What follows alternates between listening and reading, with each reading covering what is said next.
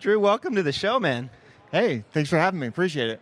Drew, I mean, we're talking when somebody's talking about shoes and gear, you are the man. You are the guy who keeps his finger on that pulse. This is kind of like your Super Bowl.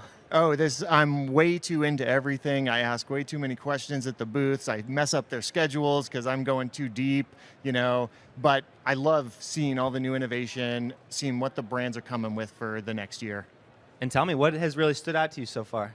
So, stability is trying to be cool. We're bringing super foams into stability. So Nike's bringing Zoom X into the Structure Plus. Saucony is bringing a high-level ATPU into the Hurricane. So people realize that stability runners don't want to be treated as other, and they are bending over backwards to make that happen.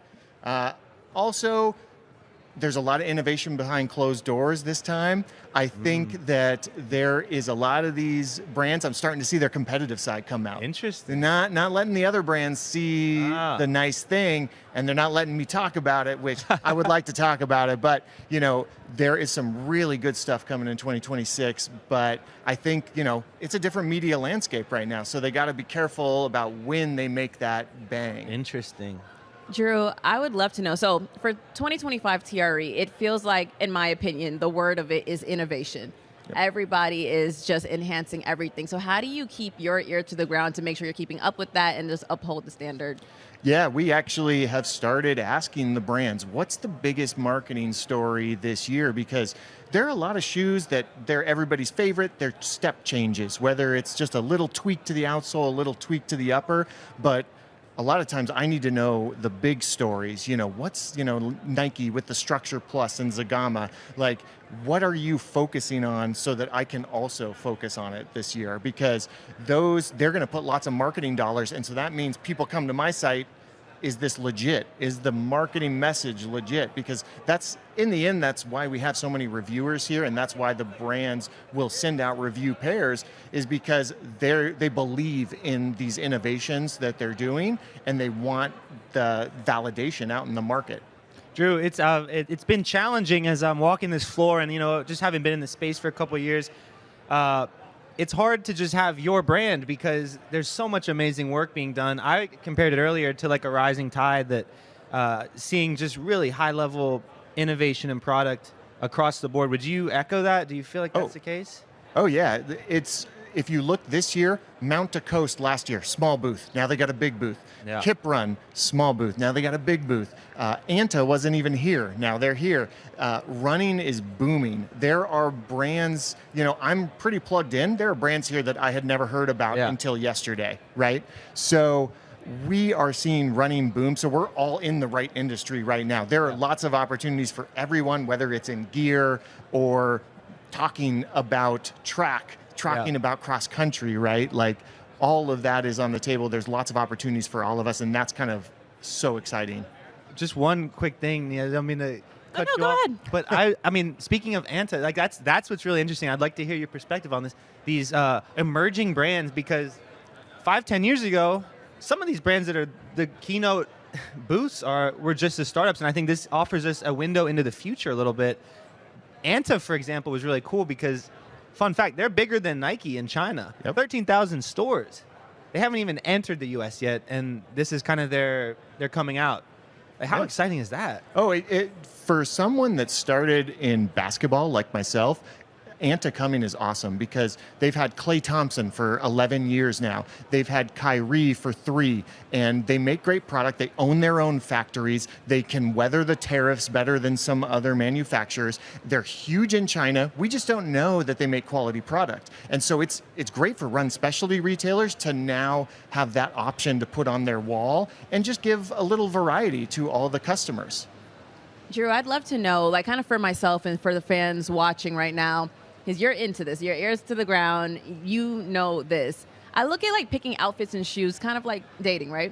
So when you're looking at a shoe, what is like a red flag that you stay away from just to make sure that overall it's the right shoe, stylistically, in terms of support, in terms of just everything that's important when walking around in a shoe? Yeah, so One thing that's become apparent as shoes have become softer is that softness is a personal choice, a personal preference, right? So we're getting a lot of people saying, oh, I love this shoe, but what's a version that's not as soft as this? I just don't feel comfortable in this. I want a little bit firmer. So finding out your own personal softness preference is huge. And then you can kind of choose from within a line, because you may have a favorite brand, you may not. But once you know that, you're in a good place, because stack heights have grown, softness has grown, but where's your sweet spot? And that's where Run Specialty comes in big. You just go in there, you try on a whole bunch of stuff. You make them work when you're there, and you find out what's important to you. If you're someone that started on the track, you may not need as much cushiness, because you wore track spikes for all of high school, all of college, right? Mm-hmm. But another person that just came to running as a 40-year-old office worker, they're going to need a lot more impact protection to prevent injury as they ramp up and get ready for that 5K, 10K marathon. So then, to piggyback off of that, is there such thing as a good shoe, with it being so subjective and with people just kind of having their own needs in a shoe? There is, and a great shoe is versatile, it's priced right. The Adidas Evo SL is a great example. That's probably my shoe of 2025. Really? And Adidas has a lot of stuff coming to follow up on that, but what they did is they made it fashionable. I'm starting to see it. I was in Atlanta the other day for work, and oh man, there's people rocking the Evo SL casually, right? One guy's rocking Jordans, one guy's rocking the Evo SL. Who could even expect that? But I mean, that's another reason, like, being in the running industry right now is very interesting, because we are starting to cross over to mainstream. It's blending into lifestyle a little bit. Yes, exactly. And ASICS lifestyle shoes are popping, but then that's also taking people over to look at like the Nimbus or the Nova Blast or the Super Blast. Sure. So that's why it's so hard to find a Super Blast, is because people are buying it for casual wear, which is a problem runners have not had in the past. I'm glad you brought up the Evo and as your shoe of the year, but as we come to the close of 2025, are there any other themes, specific product innovations, things that you think kind of won the year, really stood out to you in 2025?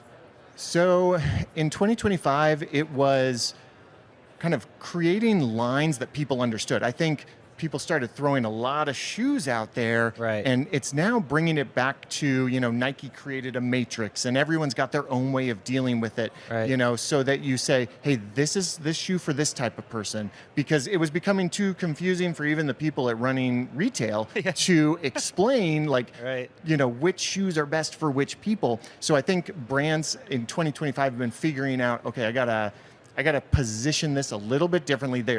It's a consumer's market. We have a ton of choices. So it's dependent on the brands to kind of make sure their SKUs make sense. It's okay to be like the In-N-Out burger of shoes and just have a few really good options and not just throw everything out into the market. Okay.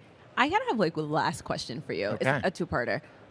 Last year when we spoke, you said that you think for the year 2025, the shoe color is going to be the year of the orange. Was that proven true, and what can you expect for 2026? Yeah, so it was actually the first half of the year was orange, although there still is, orange is sticking around still.